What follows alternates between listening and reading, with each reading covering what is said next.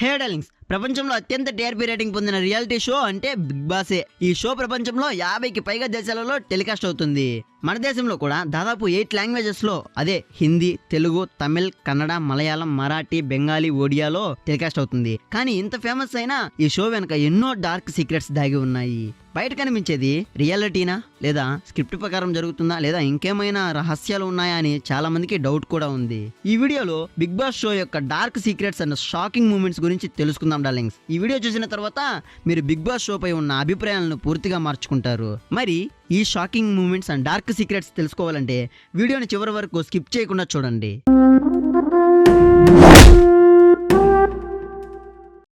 1949లో George Orwell అనే ఒక రచయిత 1984 అనే ఒక లెజెండరీ పుస్తకాన్ని రాశాడు.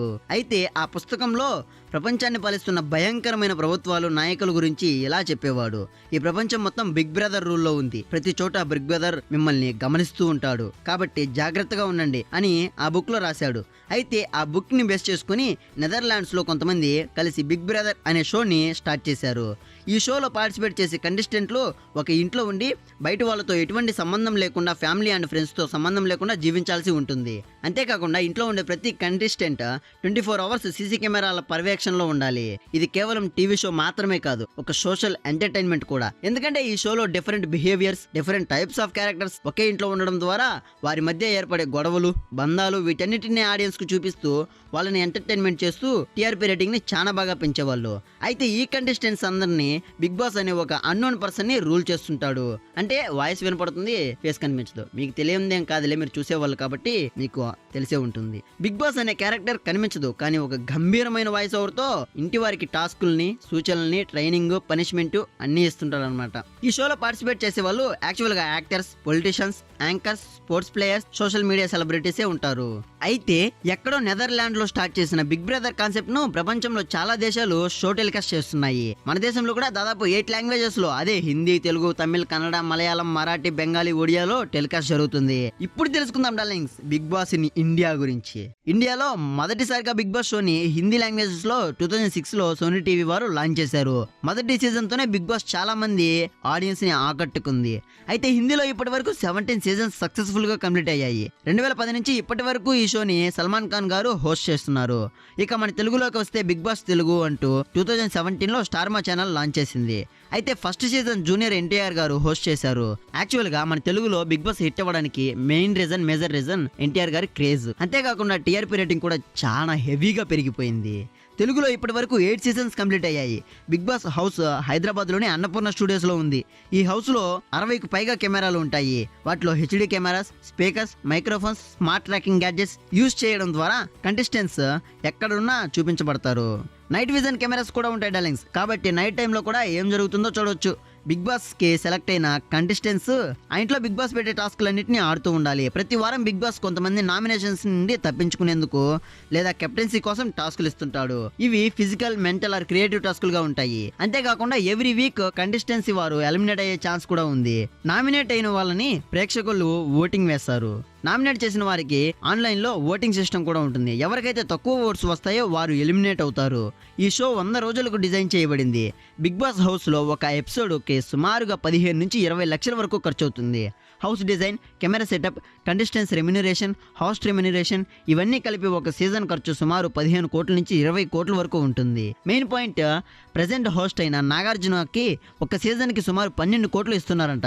ఇంకా ఎర్నింగ్ గురించి మాట్లాడుకుంటే darlings, every season 6 to 10 sponsors ఉంటారు. అంతేకాకుండా show telecast, OTT product placements, ads వీటన్నిటి గుండా ఒక సీజన్ కి 40 కోట్ల వరకు ప్రాఫిట్ వస్తుందని సమాచారం.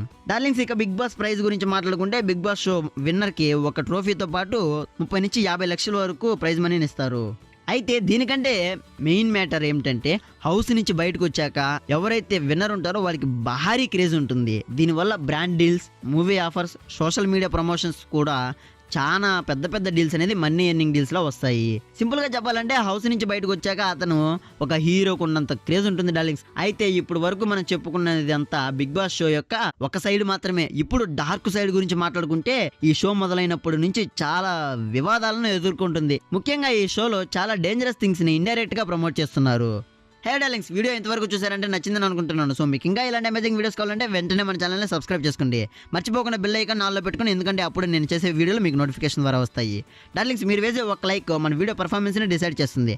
అలానే ఆ వీడియో నాకు ఇలాంటి మంచి మంచి అమేజింగ్ వీడియోస్ని చేయడానికి ఎనర్జీని ఇస్తుంది. సో వీడియో నచ్చితే ఫాస్ట్గా లైక్ చేసుకోండి darlings. Number 1, toxic behaviour. Channel యొక్క టీఆర్పీ పెంచేందుకు ప్రతిరోజు హౌస్లో ఏదో ఒక గొడవ ఉంటుంది. అంతేకాకుండా వాళ్ళు ఇచ్చే టాస్కులు కూడా చాలా వరస్ట్గా ఉంటాయి. ఫేస్ పైన కారం పొడి కొట్టడం, హాట్ వాటర్ కొట్టడం, పేడలో పడుకోవడం, ఇలాంటి ఎన్నో వరస్ట్ టాస్కుల్ని పెడతారు.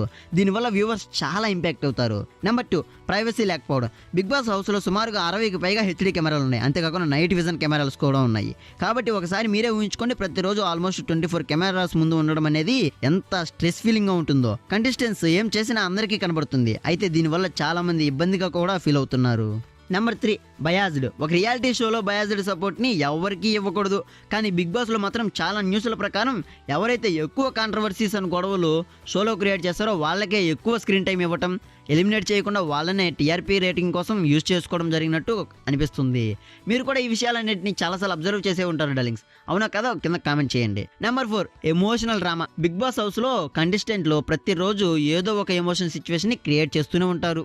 డార్లింగ్, మీరు ఒకటి బాగా అబ్జర్వ్ చేస్తే ఎమోషనల్ డ్రామా అనేది ఎక్కడి నుంచి తీసుకొచ్చింటే తెలుసా? సీరియల్స్ నుంచి. మీరు బాగా ఎప్పుడైనా అబ్జర్వ్ చేస్తే సీరియల్స్లో వాళ్ళెవరో కొట్టుకుని ఏడుస్తుంటే ఇక్కడ ఇంట్లో మన అమ్మ వాళ్ళకి కళ్ళల్లో నీళ్లు తిరుగుతాయి. అదే ట్రిక్ని బిగ్ బాస్లో కూడా అప్లై చేశారు. ఒక్కటి గుర్తుపెట్టుకుని డార్లింగ్స్, గొడవల కన్నా ఎంటర్టైన్మెంట్ కన్నా ఎమోషన్ చాలా బాగా అట్రాక్ట్ చేస్తుంది ఆడియన్స్ని. వాళ్ళ ఎమోషన్స్ని మ్యానిపులేట్ చేసే డ్రామాని ఎంత బాగా క్రియేట్ చేస్తారంటే బిగ్ బాస్ నుంచి నెక్స్ట్ ఎపిసోడ్ ఎప్పుడు వస్తుందా అని వెయిట్ చేసి మరీ చూస్తారు. Number 5, groupism. మన బిగ్ బాస్ షోలో ప్రతి సీజన్ చేసుకుంటే 2 లేదా 3 కలిసి ఒక గ్రూప్గా తయారయ్యి గ్రూప్ గేమ్ ఆడతారు.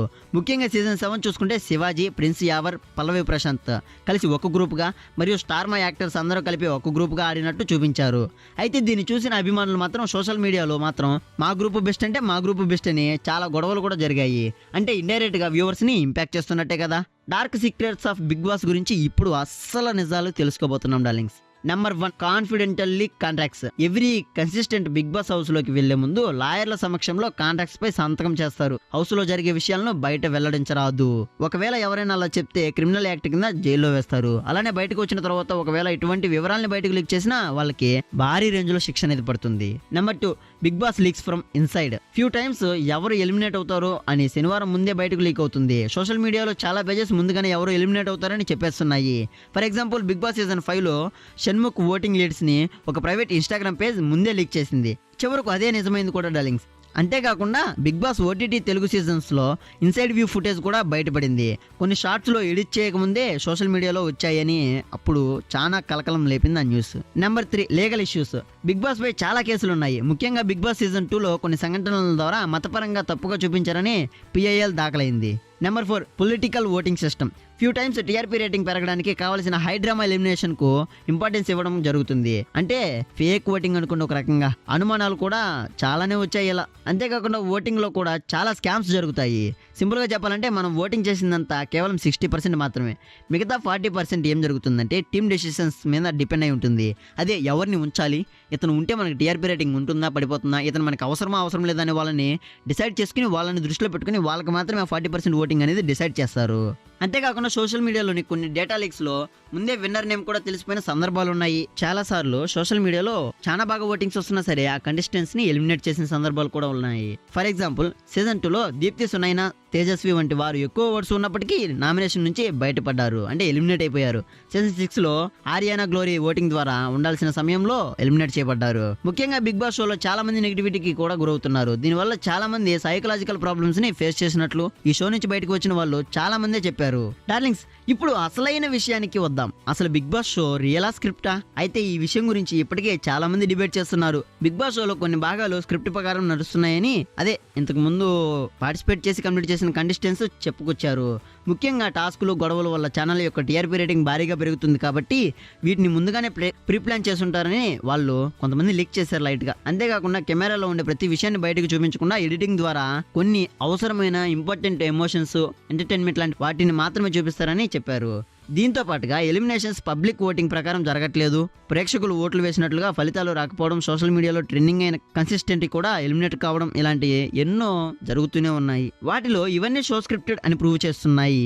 వాటితో పాటు బిగ్ బాస్ షో స్క్రిప్ట్ అనే డౌట్ వచ్చే కొన్ని సందర్భాలు కూడా ఉన్నాయి డార్లింగ్స్. నెంబర్ 1, పాపులర్ కన్సిస్టెంట్ కి ఎక్కువ స్క్రీన్ టైం ఇవ్వడం. నెంబర్ 2, ఎలిమినేషన్ షాకింగ్ అయినా ముందే ఊహించినట్లు ఉండటం. నెంబర్ 3, టాస్క్లు ఒకరి వీక్నెస్ ని దృష్టిలో పెట్టుకుని బలంగా తయారు చేస్తారు. నెంబర్ 4, హోస్ట్ రియాక్షన్ బయాజ్డ్ గా కనిపించడం, అదే ఒకరిని సపోర్ట్ చేసినట్టు ఒకరిని సపోర్ట్ చేయనట్టు కనిపిస్తుంది కదా అలా. నెంబర్ 5, ఎమోషనల్ డ్రామా చాలా హెవీగా చూపిస్తారు. ఈ ఎమోషన్ మీదనే గొడవల మీదనే ఉంటుంది డార్లింగ్స్ బిగ్ బాస్ అంటే. నెంబర్ 6, టీఆర్పీ కోసం కావాలని గొడవలు క్రియేట్ చేయడం. Number 7, timing confusion. Show record చేసిన తేదీ, ఎపిసోడ్ టెలికాస్ట్ చేసే తేదీ మీరు బాగా అబ్జర్వ్ చేస్తే డిఫరెంట్ గా ఉంటుంది.